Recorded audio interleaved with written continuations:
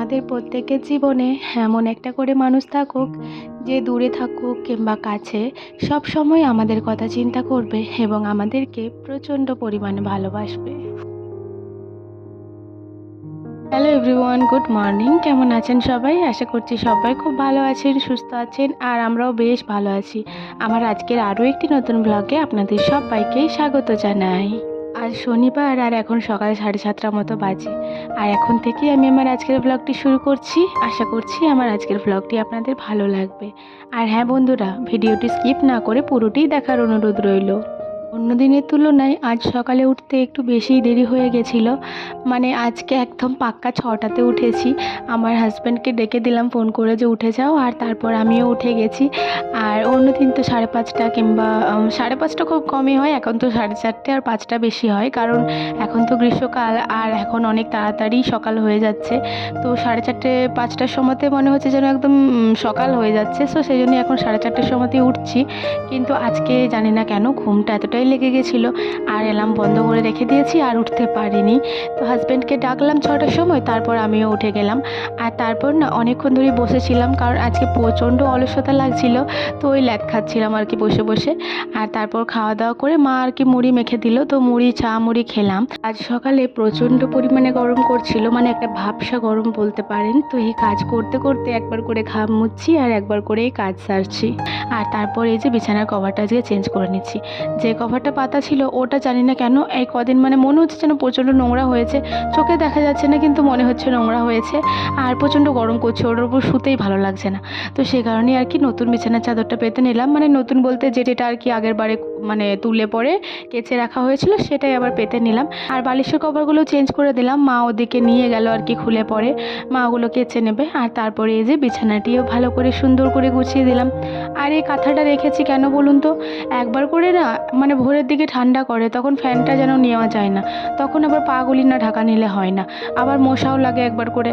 তো ওই কারণেই কাঁথাটা রাখা। আর একদিন করে এতটাই গরম যে ঘুমের ঘুরি কাঁথা একদম খাটের নিচে পড়ে যায়। তো এই যে ওগুলো সমস্তটাই গুছিয়ে রেখে দিলাম, তারপর ঘরটাও ঝাড় দিয়ে নিচ্ছি। আর দেখতে পাচ্ছেন বন্ধুরা, খাটের নিচেতে 6টা কাপ রয়েছে। আসলে আমি যে কাপগুলো কিনেছিলাম না, মানে আমি আর মা তো একসাথেই কিনেছিলাম, মা 6টা আমি 6টা, তো সেই 6টাই আর কি আমি ওখানে রেখে দিয়েছি। এখন যেহেতু বাড়ি যাইনি তো ওই জন্যই ব্যাগের মধ্যে কুড়াইনি, যেদিন বাড়ি যাব তার আগের দিন ব্যাগের মধ্যে সমস্তটাই কুড়িয়ে নেব। আর এই যে ভাইয়ের ঘরটাও সুন্দর করে ঝাড় দিয়ে নিলাম। এই ঝাড়াটাই করে না ঝাড় দিতে একটু অসুবিধাই হচ্ছে, প্রত্যেক ভিডিওতেই তো বলে থাকি আপনাদেরকে, কারণ মানে এটাতে না ধুলোটা যাচ্ছেই না। আর এদিকে তো আমাদের বেশিরভাগ ধুলো আর কালি, তো সে কারণেই কালিটা মানে মনে হচ্ছে যেন কোনায় কোনায় রয়ে যাচ্ছে, সেরকমভাবে যাচ্ছে না। আর ভাইয়ের ঘরটা ঝাড় দিয়ে এসে এই যে এই বারান্দাটাও ঝাড় দিয়ে নিচ্ছি। আর তার আগে বসানো রুমটা একটু ঝাড় দিয়ে নিলাম। আর তারপরে যে কুলারটা ছিল ওটা ওই রুমটাতে ঢুকিয়ে দিলাম, কারণ বারান্দাটা এবার ভালো করে ক্লিন করে নেব। বন্ধুরা, আজ সকালের গরমটা ভোলার মতো নয়, এতটাই ভাবসা গরম লাগছিল, শুধু মনে ছিল কখন এই কাজটা শেষ করব আর কখন ঘরের মধ্যে গিয়ে বসবো। আর একবার করে ভাবছিলাম মা যে কী করে এত কষ্ট করে রান্না করে, সেটাই আমি চিন্তা করতে পারছি না। তো ওগুলো সমস্তটাই ঝাড় দিয়ে এসে রান্নাঘরে এসে গ্যাস কাউন্টার সমস্তটাই ক্লিন করে নিয়েছি। আর তারপর না রান্নাঘরের নিচেটাও একটু মুছে নিচ্ছি। তো এই নিচেটাতে আর কি ময়দাগুলো পড়েছিল আগের দিনে, তো সেইগুলি চিটিয়ে লেগে গেছিলো, তো ওটা অনেকক্ষণ আগে জল দিয়ে রেখেছিলাম, তো ওটা নরমে গেছিলো। তারপরে এই যে ওটাও ভালো করে মুছে নিচ্ছি। এই গরমের মধ্যে এই কাজটা যে এতটাই কষ্ট লাগছিল, আপনাদেরকে তো বললামই যে মপটা ভেঙে গেছে, ভাই ভেঙে দিয়েছে, তো সেজন্যই আর কি প্রচণ্ড কষ্ট হয়ে গেল এই ছোট্ট ঘরটি মুছতে। তবে হ্যাঁ, মা বলছিল আজকে আর ঘরটা মুছতে হয় না, মানে দালান ঘরটা আর কি, তো সে কারণে আর দালান ঘরটা মুছিনি। সত্যি বলতে আমার প্রচণ্ড কষ্ট হচ্ছিল, মপটা থাকলে হয়তো আমি মুছেই দিতাম, কিন্তু এইভাবে আমি মুছতে পারবো না, তাই আমি আর মুছলাম না। আর ওই করে আমার একটু কষ্টটা কম হলো। আর তারপরে এই যে রান্নাঘরটা মুছে চলে এসেছি বাইরে। এবার এই বালতিটাও একটু ভালো করে ধুয়ে নেব। আর যে কাপড়টা করে মুছলাম ওই কাপড়টাও একটু ভালো করে কুচলে পরে রেখে দেবো।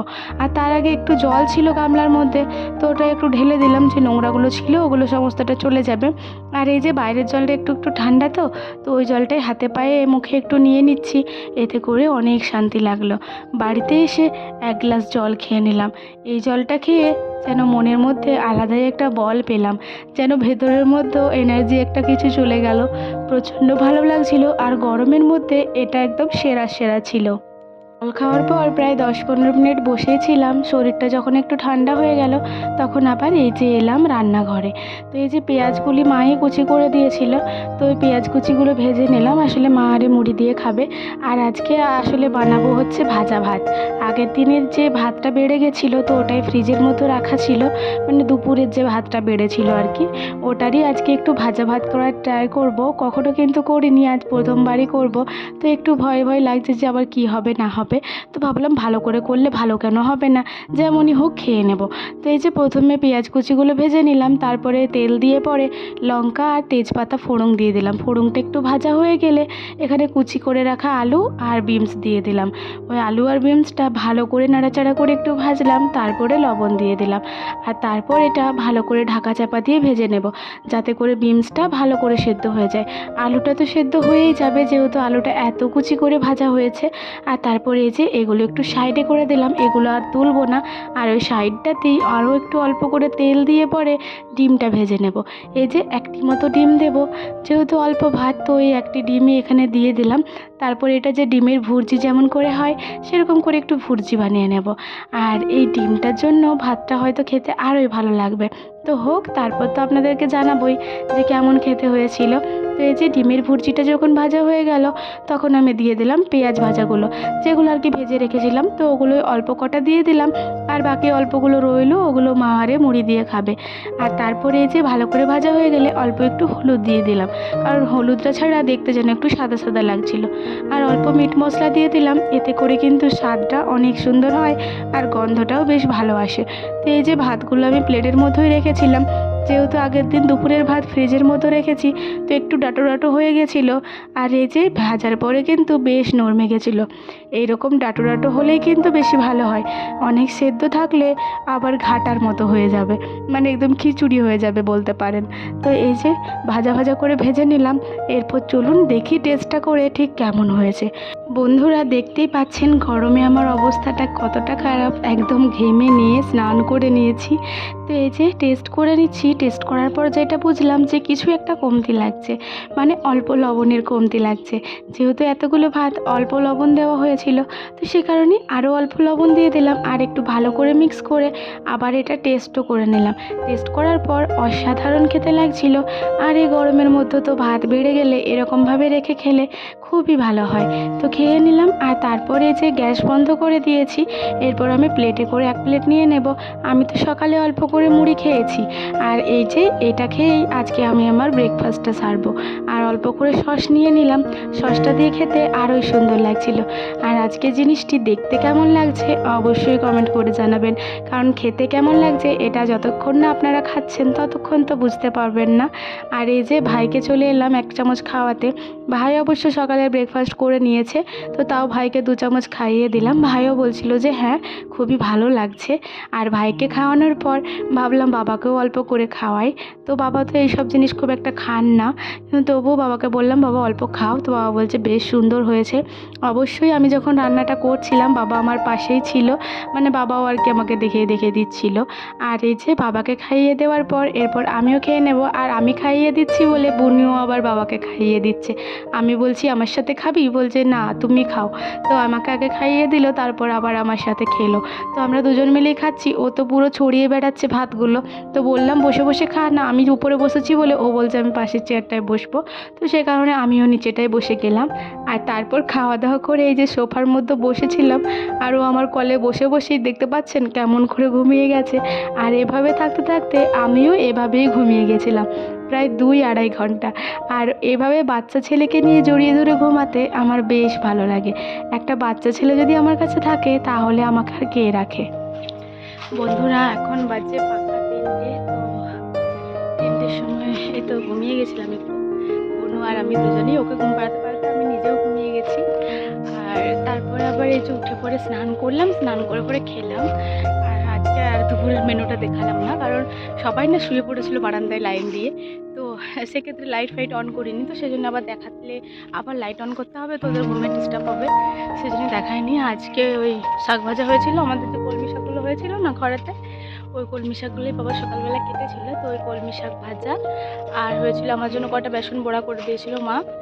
আর বাবা সেই মাছের মাথা নিয়ে এসছে, কাতলা মাছের সেই বড় মাথা, দিয়ে ওটা লাউ দিয়ে তরকারি হয়েছিল, আর হয়েছিল ডাল। ডাল তো আমি খাইনি, বিরির ডাল হয়েছিল মনে হয়, আমি দেখিও নি। আর আমি ডাল খেতে খুব একটা ভালোবাসি না, রুটির সাথে ডালটা আমার ভালো লাগে, কিন্তু এই ভাতের সাথে ডাল আমার ভালো লাগে না। তো তাও কিছু না থাকলে খেতে হয়, কি আর করবো। হ্যাঁ, তো খেয়ে নিলাম, খেয়ে পরে এই যে একটু বাইরের দিকে এলাম যে ভিডিওটা আপলোড দিই, তারপরে ঘরের মধ্যে বসবো। আপলোড প্রায় হয়ে গেছে, 60% আর 40% আছে। তো এখানে দাঁড়ালে 10 মিনিটের মধ্যেই হয়ে যাবে, আর ঘরে থাকলে কিন্তু 2 ঘন্টা দেখাচ্ছে যে 2 ঘন্টা লাগবে। সেজন্যই বাইরেটাকে চলে এলাম। আর এই মাথার মধ্যে একটা গামছা নিয়ে নিয়েছি, কারণ রোদের যে একটা আভা আছে না, ওই আভাটা বেশ লাগছে। তো একটা গামছা নিয়ে নিলাম সেজন্য। এখানটা অবশ্য ছাওয়া রয়েছে, মানে স্কুলটার জন্য, কিন্তু তাও একটু নিয়ে নিলাম। এখানে দেখুন একটা বেলি ফুলের গাছ, এটা সম্ভবত, হ্যাঁ। তো আমাদের ঘরের মতো একটা আছে। আর এই যে দেখুন, মা আসলে ডাল ভেঙে ভেঙে এইখানে একটা লাগিয়েছিল, আর ওইখানে একটা, তো ওইখানেরটাও হয়ে গেছে, আর এখানেরটাও বেশ ভালো হয়েছে। ভাবছি যখন ঘর যাব এটা আমি নিয়ে চলে যাব, যদি হয়ে যায় তো হবে। তো প্রত্যেকবারই ভাবি জানেন তো যে নিয়ে যাব, কিন্তু আমি মানে যাওয়ার সময়তেই ভুলে যাই। তো এবার ভাবছি মনে মনে করে নিয়ে যাব। তো মানি প্ল্যান্টটা তো নিয়ে যাবই, ওটা যেটা লাগিয়েছি আর একটাতে, আর এই গাছটাও একটা নিয়ে যাব, যদি হয়ে যায় ভালো হয়। খুব লোকের ঘরে ফুল আনতে হয় তো। তো চলুন, আমার ভিডিও আপলোড হয়ে গেছে, এবার যাই ঘরে। আর ওদিকে না তোষকটা দেখুন, মানে তোষক নয়, ওটা ব্ল্যাঙ্কেটটা কিন্তু আজকে রোদে দিয়েছে। তো চলুন ঘরে যাই, এবার ঘরে বসে প্রচণ্ড গরম লাগছে। এই মুহূর্তে বিকাল হয়ে গেছে, আর পুরো দুপুরটা কিন্তু এখানে ওখানে বসে বসেই কাটালাম।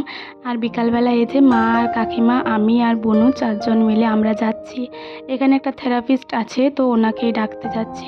আগের যে থেরাপিস্টটা আসছিল আমাদেরকে, মানে আমাকে ব্যায়াম করাতে, তো উনি কিন্তু আর আসবে না বলেছেন। তো সে কারণেই আর কি এই থেরাপিস্টটাকে ডাকতে যাচ্ছি। তো এভাবে মাঝপথে পেশেন্টকে ছেড়ে দেওয়াটা কোনো ডাক্তারের কর্তব্য বলে তো আমি মনে করি না। তো এভাবে ছেড়ে দিল, এটা কিন্তু খুবই খারাপ একটা কাজ করলো ওই ডাক্তারটা। কিন্তু কি আর বলবো, কিছু বলার নেই আর কিছু করারও নেই, ওদের ওপরে তো আমরা যেতে পারবো না।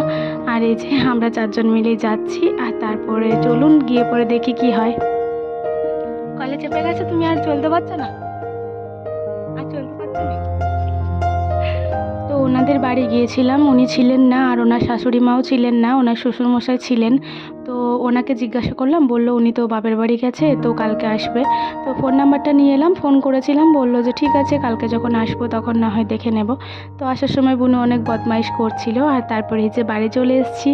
এখানে এসে পরে আইসক্রিম বানিয়েছিল ভাই, তো ওটাই আর কি দেখছিলাম যে কেমন হয়েছে। আর এই যে দেখুন, খুবই সুন্দর হয়েছে তরমুজের আইসক্রিম। তরমুজের বীজগুলো ছাড়িয়ে চিনি দিয়ে পেস্ট করে এই যে ছোটো ছোটো কফি খাওয়া কাপগুলো আছে ওটার মধ্যে দিয়ে দিয়েছিল, আর খুবই সুন্দর খেতে লাগছিল। যখন আমি শ্বশুরবাড়ি যাব তো ওনাদের সবাইকে এটা করে খাওয়াবো, ওনাদেরও খুব পছন্দ হবে, যেহেতু ফ্রিজটা তো দিনরাত এমনিতেই চলছে। তো চলুন আমি আর মা দুজন মিলে এটা খেয়ে নেব। ভাই তো এখনও আসেনি, টিউশনে গেছে। তো এটা খেয়ে নিই, তারপর ভাই আবার পরে খাবে। দাঁড়াও, না না তোমাকে দিচ্ছি না। কেমন? ভালোই বটে। আর একটু নেবে? পড়ে যাস না। বনুকে অল্প করে দিলাম, বনু বলছে বেশ ভালো লেগেছে, কিন্তু ওর তো ঠান্ডা লেগেছে তাই বেশি দিলাম না। আর সন্ধ্যাবেলা ছাদে চলে এসেছি, ছাদের মধ্যে এসে একটু হাওয়া দিচ্ছিল, ঘরের মধ্যে তো একদমই থাকতে পারছি না। আর এই যে আপনাদেরকে তো বলেই থাকি যে আমাদের ঘরের পিছনেই কারখানা। এই যে দেখতে পাচ্ছেন আমরা ছাদে রয়েছি, আর ওই যে লাইটগুলি জ্বলছে ওগুলো হচ্ছে কারখানা। বুঝতেই পাচ্ছেন কত সামনে কারখানা, আর সেই কারণেই ঘরের মধ্যে এত পরিমাণ কালি হয়। আমার আজকের ভিডিওটি আমি এখানেই শেষ করে দিচ্ছি বন্ধুরা। ভালো লাগলে লাইক কমেন্ট করবেন এবং সাবস্ক্রাইব করে আমার ছোট্ট চ্যানেলটির পাশে থাকবেন। সবাই ভালো থাকবেন, সুস্থ থাকবেন। আবারও দেখা হবে কালকে একটি নতুন ভিডিওর সাথে।